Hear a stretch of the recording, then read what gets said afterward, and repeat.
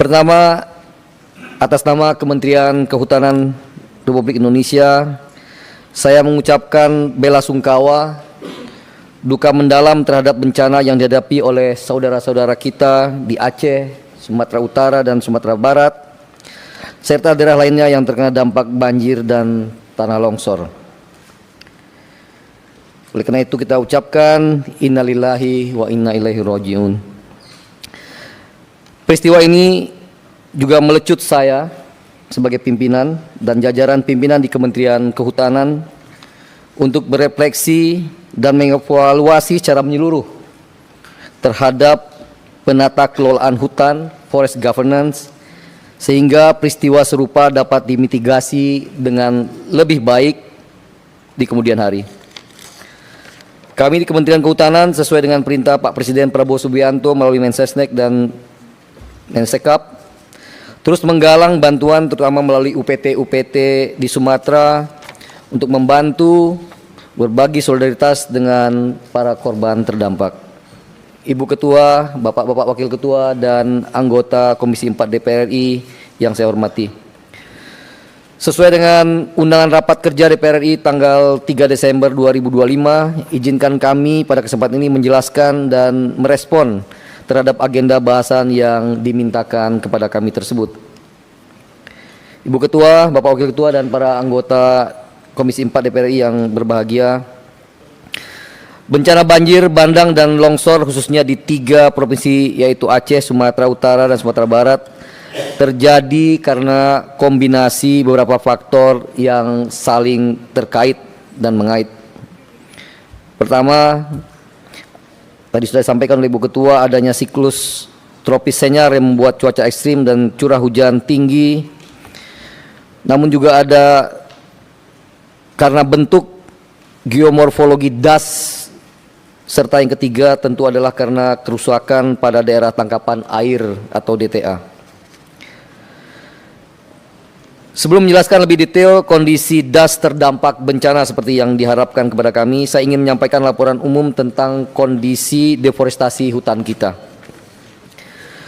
Pada tahun 2025, deforestasi Indonesia hingga bulan September, sekali lagi saya tegaskan sampai bulan September, karena kami akan ukur kembali nanti di akhir Desember. Deforestasi Indonesia hingga bulan September menurun sebesar 49.700 hektar jika dibandingkan tahun 2024, atau menurun 23,01%. Penurunan deforestasi tersebut juga teridentifikasi pada 3 provinsi terdampak banjir. Di Aceh menurun sebesar 10,04%, di Sumatera Utara menurun sampai 13,98%, dan di Provinsi Sumatera Barat turun 14% jika sekali lagi dibandingkan dengan tahun 2024. Secara rinci datanya dapat dilihat pada halaman 4 di tayangan yang sudah disediakan. Ibu Ketua, Bapak Wakil Ketua, para anggota Komisi 4 yang berbahagia, selanjutnya kami akan menyampaikan gambaran mengenai daerah aliran sungai, das, dan perubahan tutupan lahan pada lokasi terdampak banjir di 3 provinsi tersebut. Pertama, di Provinsi Aceh. Di Provinsi Aceh, jajaran kami langsung terjun ke lapangan dan menemukan kurang lebih ada 70 titik banjir yang teridentifikasi masuk ke dalam 31 das dengan total luasan kurang lebih 3,05 juta luasan dasnya hektar di 15 kabupaten kota seperti yang dapat dilihat pada halaman 7. Kami telah melakukan analisa terhadap tutupan lahan di hulu das tersebut dengan menggunakan citra satelit, di mana pada kurun waktu 2019 hingga 2024 terjadi perubahan tutupan lahan dari hutan menjadi non-hutan seluas 21.476 hektar, terdiri dari perubahan tutupan hutan di kawasan hutan seluas 12.183 hektar atau 56,61%, serta di luar kawasan hutan seluas 9.317 hektar atau 43,39%. Dinamika perubahannya dapat dilihat secara detail pada halaman 8 sampai dengan halaman 11 seperti yang dokumen yang sudah kami masukkan. Pada 31 DAS yang terjadi bencana di Provinsi Aceh, kami identifikasi terdapat 217.301 hektar atau 7,1% luasan lahan kritis dari total luasan DAS terdampak. Kedua, di Provinsi Sumatera Utara. Di Sumut terdapat kurang lebih 92 titik banjir yang teridentifikasi masuk ke dalam 13 DAS dengan luas total 207.000 hektar yang terbagi ke dalam 11 kabupaten kota seperti yang dapat dilihat pada halaman 14. Dari analisa citra satelit dari kurun waktu 2019-2024 terjadi perubahan tutupan lahan dari hutan menjadi non-hutan seluas 9.424 hektar, terdiri dari kawasan hutan seluas 3.427 hektar atau 36,36%, serta di luar kawasan hutan atau area penggunaan lainnya seluas 5.997 hektar atau 63,63%. Grafik dan matrik perubahan secara terperinci dapat dilihat pada halaman 15 dan halaman 16. Selain informasi tersebut dapat kami sampaikan bahwa di Provinsi Sumatera Utara terdapat lahan kritis seluas 207.000 hektar atau 14,7% dari total luasan 13 DAS terdampak, di mana detail nama DAS dan luasan lahan kritisnya dapat dilihat secara rinci pada halaman 17. Ketiga, di Provinsi Sumatera Barat. Di Sumbar hasil identifikasi kami kurang lebih terdapat 56 titik banjir yang masuk ke dalam 3 DAS atau daerah aliran sungai dengan total luasan 13 DAS daerah aliran sungai dengan luasan total 39.800 hektar yang tersebar di 14 kabupaten kota seperti yang dapat dilihat pada halaman 19. Hasil analisa kami menurut citra satelit menunjukkan bahwa ada perubahan tutupan lahan dari hutan menjadi non-hutan seluas 1.821 hektar, terdiri di dalam kawasan hutan seluas 1.444 hektar atau 79,29%, dan di luar kawasan hutan seluas 377 hektar atau 20,71%, di mana dinamika perubahan per tahunnya dapat dilihat secara detail di halaman 20 dan 21. Pada 12 DAS di Sumatera Barat terdapat lahan kritis seluas 39.816 hektar, setara dengan 7% dari total luasan 12 DAS yang terdampak. Yang terhormat Ibu Ketua, Bapak Wakil Ketua, para anggota Komisi 4 DPR RI yang saya hormati. Berikutnya kami ingin menyampaikan beberapa upaya penegakan hukum di 3 provinsi sekaligus upaya menjawab pertanyaan masyarakat tentang asal material kayu ikutan, atau saya ulangi, menjawab pertanyaan masyarakat tentang asal material kayu yang ikut terbawa arus banjir. Sejak bulan Juni 2025, Kementerian Kehutanan telah melakukan upaya penegakan hukum di Provinsi Aceh, Sumatera Utara, dan Sumatera Barat. Berapa di antaranya: pertama, mengungkap dan mengamankan penebangan pohon tidak sah, illegal logging, di Jorong Sarya Bayang, Kabupaten Solok pada bulan Agustus 2025. Barang bukti yang berhasil diamankan dan disita oleh penyidik Gakum berupa 152 kayu atau log, dokumen kayu, 2 unit alat berat eskavator, dan 1 unit alat besar, 1 alat berat bulldozer. Kementerian Kehutanan sempat diperadilankan, namun kementerian menang dan kasus ini berlanjut. 2. Mengamankan 4 truk kayu dengan jenis rimba campuran sebanyak 87 batang kayu tanpa dokumen di Kabupaten Tapanuli Selatan pada bulan Oktober 2025. Kasus masih dalam proses penyidikan. Dan ketiga, menangkap dan segera menyidangkan tersangka perusak koridor satwa Pesangan Aceh dengan barang bukti sebanyak 28 kayu bulat ilegal olahan. Pada kesempatan ini kami sampaikan terkait dengan PHAT di wilayah Kabupaten Tapanuli Selatan yang sempat menjadi berita beberapa saat yang lalu.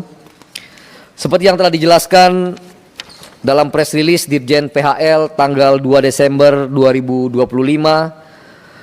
saya tegaskan bahwa belum ada satupun PHAT di wilayah tersebut, di wilayah Tapanuli Selatan, yang diberikan akses sistem informasi penatausahaan hasil usaha SIPUH sejak bulan Juli 2025 karena permintaan Bapak Bupati ketika itu. Selanjutnya, Kementerian Kehutanan berkomitmen untuk melakukan investigasi secara tuntas material kayu yang terbawa arus banjir. Berapa hal yang telah dan akan kami lakukan. Sebenarnya jam 11.30 tadi saya bertemu dengan Bapak Kapolri, namun karena Pak Kapolri ada urusan mendadak dengan tim reformasi Polri, maka pertemuannya akan ditunda pada jam 5 nanti. Menindaklanjuti MOU antara Kementerian Kehutanan dan Polri dalam ruang lingkup sinergisitas tugas dan fungsi di bidang pembangunan kehutanan, maka dibentuk tim kerjasama untuk melakukan investigasi tentang asal usul kayu ilegal tersebut. Dan tentu kemarin Pak Menko Pratikno beserta Pak Mensesnek dan Mensekap juga sudah menginstruksikan agar Satgas PKH bergerak. Jadi nanti MOU kami dengan Kepolisian Republik Indonesia ini akan diintegrasikan dengan PKH sekali lagi untuk segera mungkin membuktikan atau menemukan asal usul kayu tersebut. Kami berharap segera dapat menyelesaikan. Bila ditemukan ada unsur pidana, maka kami tidak lanjuti dengan proses penegakan hukum setegas-tegasnya. 2. Saat ini kami telah melakukan susur sungai melalui drone untuk memantau jalur das terdampak yang dilewati material kayu tersebut. Nanti bisa kalau dilihat di gambarnya, kita coba susuri di mana terjadi longsor, di mana kemungkinan kayu itu berasal. Ini juga akan menjadi data pendukung awal untuk kemudian kita mencari di mana sebenarnya asal kayu tersebut. Ketiga, kami juga menggunakan alat identifikasi kayu otomatis atau AICO yang merupakan aplikasi berbasis Android sebagai alat investigasi dan pendekatan mengetahui jenis kayu, penampakan fisik kayu, hingga penampakan tanda-tanda bekas perlakuan manusia terhadap kayu, sehingga ketahuan apakah ini ditebas atau didorong pakai bulldozer dan lain sebagainya. Kemudian data ini menjadi salah satu bagian investigasi yang akan kami tindak lanjuti bersama Polri dan Satgas PKH sekali lagi untuk membuka kepada publik sejujur-jujurnya, seluas-luasnya, setransparansi mungkin dari mana kayu-kayu ini berasal. Selain itu, Kementerian Kehutanan segera melakukan 2 hal penting yang patut digarisbawahi. Pertama, Gakum Kehutanan sedang melakukan inventarisasi subjek hukum yang terindikasi berkontribusi terhadap terjadinya bencana banjir longsor di Aceh, Sumut, dan Sumbar.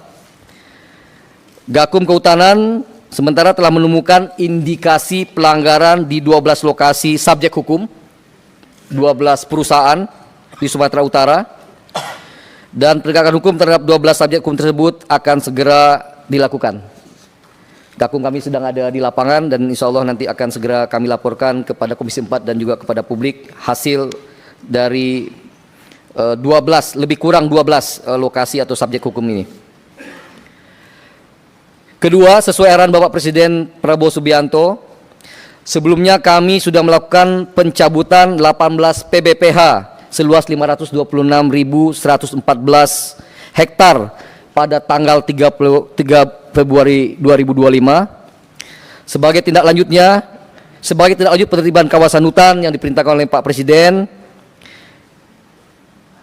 kami, Kementerian Kehutanan, setelah nanti mendapatkan persetujuan dari Bapak Presiden, akan kembali mencabut izin sekitar 20 PBPH yang bekerja buruk lebih kurang seluas 750.000 hektar di seluruh Indonesia termasuk di 3 provinsi terdampak.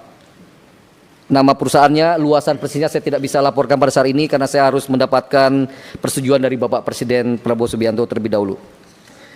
Ketiga, dan ini bagian dari rekomendasi yang saya bacakan di saat sekarang ini, bahwa kami akan melakukan rasionalisasi PBPH dan melakukan moratorium izin baru pemanfaatan hutan tanaman dan hutan alam. Ibu Ketua, Bapak Pimpinan dan anggota Komisi 4 DPR RI yang saya hormati, atas permohonan data dari Komisi 4 DPR RI terkait dana yang tersedia untuk rehabilitasi DAS, izinkan kami menyampaikan bahwa alokasi anggaran APBN tahun 2026 yang tersedia untuk rehabilitasi DAS di 3 provinsi terdampak sebesar 29 miliar rupiah dengan rincian sebagai berikut. Aceh 8,4 miliar rupiah, Sumatera Utara sebesar 11,5 miliar rupiah, Provinsi Sumatera Barat sebesar 9,08 miliar rupiah. Secara detail anggaran dan kegiatan dapat dilihat pada halaman 28. Sesuai dengan data yang tadi kami sampaikan bahwa total lahan kritis pada areal DAS terdampak di 3 provinsi seluas 464.598 hektar yang diselesaikan dengan skema reboisasi di dalam kawasan hutan dan skema kebun bibit rakyat pada area penggunaan lainnya. Detailnya saya kira di rapat berikutnya kami bisa mengajukan berapa anggaran yang memang sangat ideal untuk melakukan rehab di 3 DAS 3 provinsi yang terdampak. Ibu Ketua dan Bapak Wakil Ketua dan para anggota Komisi 4 DPR RI yang saya hormati, kami laporkan bahwa bercermin dari kejadian banjir dan tanah longsor, kami akan melakukan langkah-langkah korektif kebijakan secara menyeluruh. Di antaranya adalah melakukan evaluasi tata kelola pembangunan kehutanan, di antaranya mewujudkan digitalisasi satu peta, insya Allah Desember atau paling lambat Januari ini akan selesai. Kemudian mempercepat pengakuan hak hutan adat seluas 1,4 juta hektar, karena kita tahu bahwa masyarakat adalah salah satu kelompok yang memiliki kemampuan menjaga hutan. Ketiga, penegakan hukum terhadap pelanggaran kehutanan terutama illegal logging dan penambahan personil polisi kehutanan untuk melakukan penegakan hukum tersebut. Dan terakhir, harmonisasi dan integrasi rencana tata ruang melalui badan antar kementerian dan lembaga. Kedua, mempercepat pematangan konseptualisasi revisi Undang-Undang Nomor 41 Tahun 1999 untuk memperkuat hubungan antara pemerintah pusat dan pemerintah daerah dalam pengelolaan hutan. Ketiga, mendorong penetapan rancangan peraturan pemerintah tentang konservasi tanah dan air untuk mensinergikan pengelolaan lahan oleh para pihak dalam mempertahankan keberlanjutan fungsinya. 4. Mendorong pembentukan satuan tugas pengelolaan DAS lintas kementerian dan lembaga dan mengembangkan sistem aplikasi untuk pemantauan terhadap mitigasi banjir sebagai early warning system di DAS, termasuk digitalisasi pemantauan pemenuhan kewajiban pemanfaatan dan penggunaan kawasan hutan. 5. Optimalisasi sumber-sumber pembiayaan RHL dalam kerangka penanganan lahan kritis. Ibu Ketua, Bapak-Bapak Wakil Ketua dan para anggota Komisi 4 DPR RI. Demikian kami laporkan kepada Bapak Ibu sekalian anggota Komisi 4 DPR RI. Mohon kiranya saran, masukan, evaluasi dari seluruh anggota Komisi 4 DPR RI pada rapat kerja hari ini untuk pembangunan kehutanan selanjutnya. Kami mengucapkan terima kasih kepada pimpinan, kepada anggota Komisi 4 DPR RI atas kesempatan yang diberikan kepada kami untuk menyampaikan paparan pada hari ini, dan juga ucapan terima kasih atas segala dukungan dan bimbingan selama ini. Semoga Allah SWT, Tuhan Yang Maha Kuasa, memberikan bantuan, kekuatan, kesehatan kepada kita bersama dalam menjalankan amanah ini. Assalamualaikum warahmatullahi wabarakatuh. Salam sejahtera bagi kita semua. Om Santi Santi Om. Namo Buddhaya. Salam, salam lestari. Terima kasih Bu Ketua.